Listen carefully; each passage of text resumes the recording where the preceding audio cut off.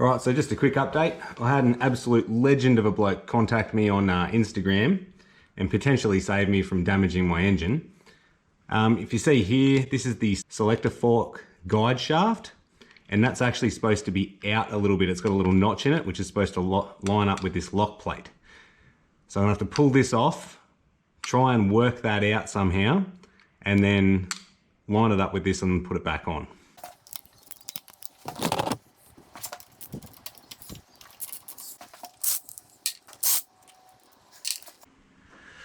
I'll see if I can get it to just work out by shifting it through the gears a few times.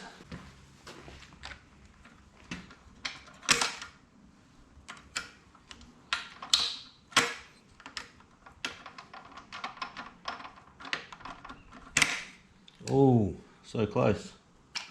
Ah, you bastard.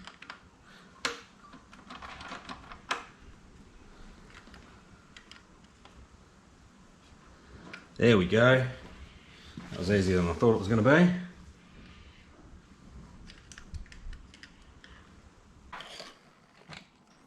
Alright, so you can see the slot just there.